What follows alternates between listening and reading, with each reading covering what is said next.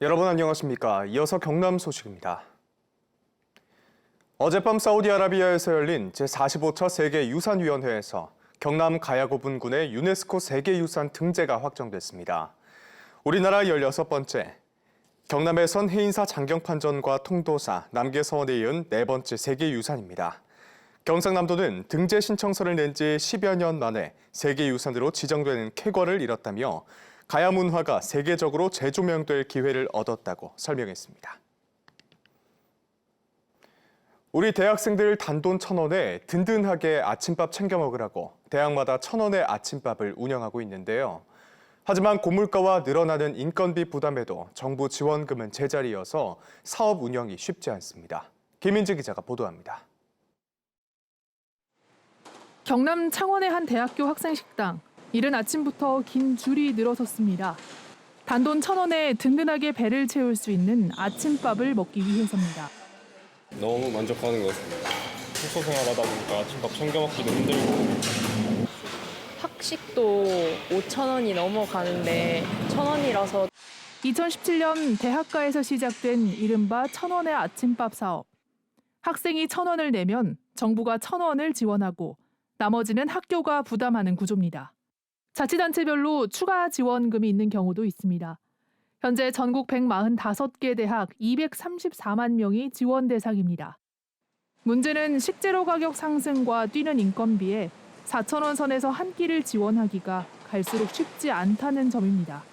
정부 지원금은 학생 한 명당 1,000원에 묶여 사업이 지속될수록 대학의 적자가 누적되고 있습니다. 1,000원씩 지원해 주는 거 가지고는 많이 힘이 드는 실정입니다. 정부나 지자체에서 한 2,000원씩이라도 지원을 해주면 그나마 숨통은 좀. 게다가 정부 예산 지원 기간은 11월 말까지입니다. 기말고사 등 학사 일정이 3주 더 남게 되지만 나머지 기간에는 대학이 비용을 부담해야 합니다. 일부 학교는 사업 중단이나 간편식 대체 등을 고민하고 있습니다. 회의원들 맞게 사업이 끝나야 되거든요. 그래서 좀 부득이하게. 정부는 내년에 지원 학생 수를 397만 명까지 70% 늘릴 계획이지만 학생 한 명당 지원금은 1,000원으로 유지할 계획입니다. KBS 뉴스 김민지입니다. 방위사업청이 주최하는 방위산업 일자리 박람회가 창원에서 열립니다. 국내 나노산업의 현재와 미래를 짚어보는 제10회 나노융합산업전이 밀양에서 개막합니다. 이번 주 경남 황재락 기자입니다. 이번 주 수요일 창원대 종합교육관에선 방위산업 일자리 박람회가 열립니다. 방위사업청이 마련하는 이번 박람회에는 현대로템과 하나 에어로스페이스 등 10개 기업이 개별 부스에서 채용 상담과 면접을 진행합니다. 또 오후에는 국방과학연구소와 국방기술지능연구소 등 정부 출연 연구기관의 채용 설명회도 함께 진행됩니다. 이번 주 목요일 경남 테크노파크에선 경남과 캐나다 원정기업 간담회가 열립니다. 주한 캐나다 대사관과 캐나다 원전기업, 캐나다 퀘벡주 정부 관계자들이 참석하는 간담회에선 양국의 협력 방안을 논의합니다. 경상남도는 국내 유일 원전 체계기업과 최대 협력업체들이 있는 경남 원전 산업을 소개하고 국내 기업의 캐나다 진출 등을 지원할 예정입니다. 이번 주 목요일과 금요일 밀양시 청소년 수련관 등에선 10회 나노 융합 산업전 나노피아 2023이 열립니다. 나노 소재와 광학 부품 등 58개 기업과 기관이 참여하는 이번 산업전에선 최근 10년 동안 진행된 나노 융합 산업의 성과를 짚어봅니다. 또 수출 상담회와 토크 콘서트, 산업 전시회와 체험 행사 등도 마련됩니다. KBS 뉴스 황재락입니다. 무더위가 가시면서 걷기 여행, 이른바 트레킹 계획 중인 분들 많으실 텐데요. 트레킹 전문가와 부산의 걷기 명소 곳곳을 돌아볼 수 있는 욜로 가맷길 함께 걷기 행사가 열리고 있습니다. 비장애인뿐만 아니라 장애인들도 참여할 수 있는 코스가 준비돼 있어 모든 시민들을 위한 행사가 될 걸로 기대됩니다. 김옥천 기자입니다. 강줄기를 따라 뻗어있는 산책로에 사람들이 보입니다. 시민들이 나란히 걸으며 하늘을 향해 손을 흔드는 모습. 걷기 좋은 계절, 가을이 다가왔음이 물씬 느껴집니다. 당신의 인생은 단 한 번뿐이라는 원래 뜻 욜로와 여기로의 경상도방언인 욜로를 합쳐 인생에 꼭 와봐야 하는 곳이라는 의미를 담은 욜로 갈매길입니다. 지금 제가 걷고 있는 이곳은 욜로 갈매길 7코스입니다. 낙동강변을 따라 오후에는 노을이 지고 다대포에서 피크닉도 즐길 수 있기 때문에 선셋 피크닉 코스라고 불립니다. 이번 갈매길 함께 걷기는 걷기 여행 교육을 받은 갈매길 전문가가 함께 참여합니다. 전문가와 함께 갈매길 걷기에 참여한 시민들 역시 만족스럽다는 반응입니다. 아주 상쾌하고 역시 잘 왔다 이런 느낌에 좀 더 빨리 또 더 걷고 싶은 욕구가 많이 생기고 그렇습니다.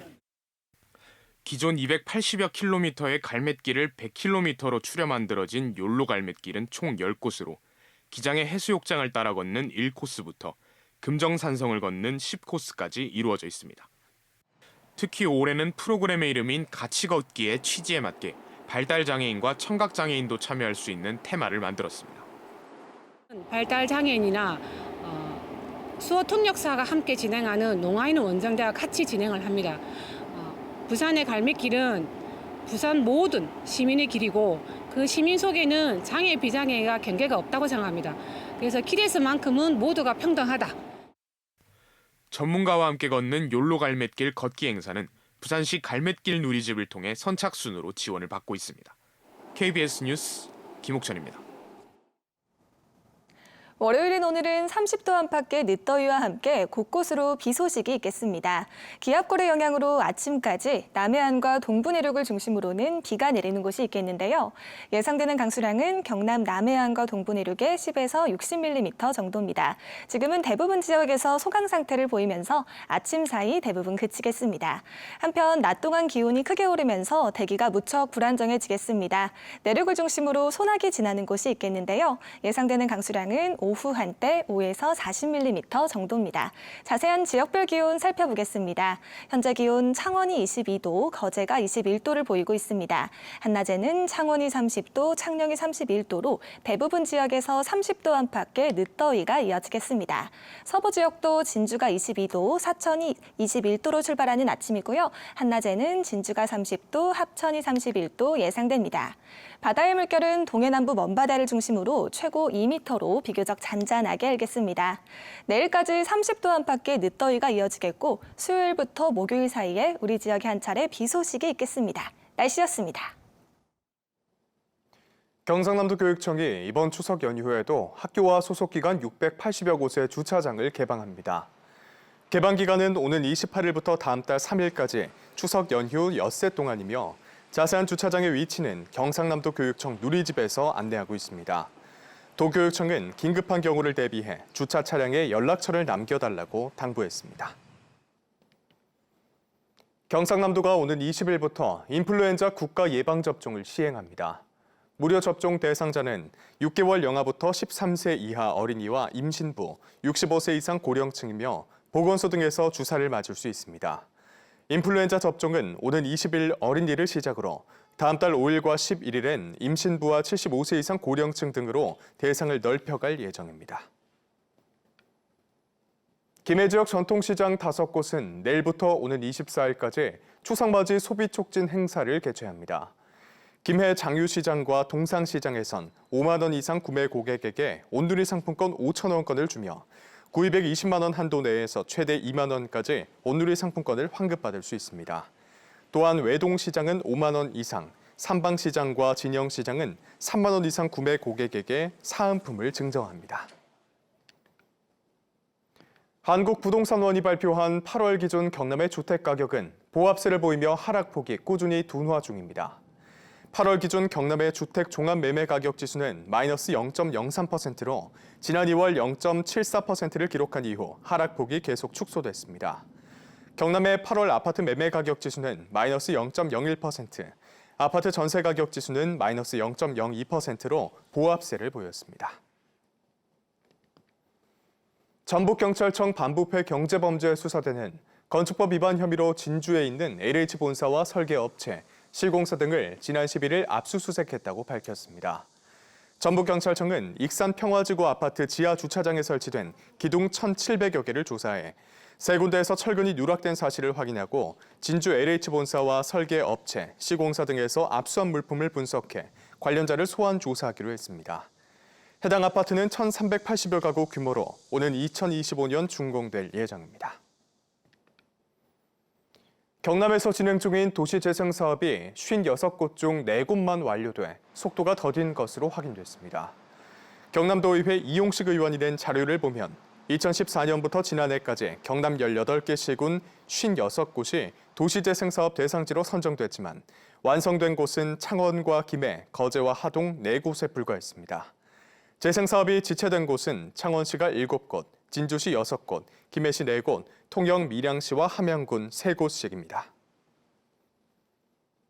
뉴스를 마칩니다. 시청해주신 여러분 고맙습니다.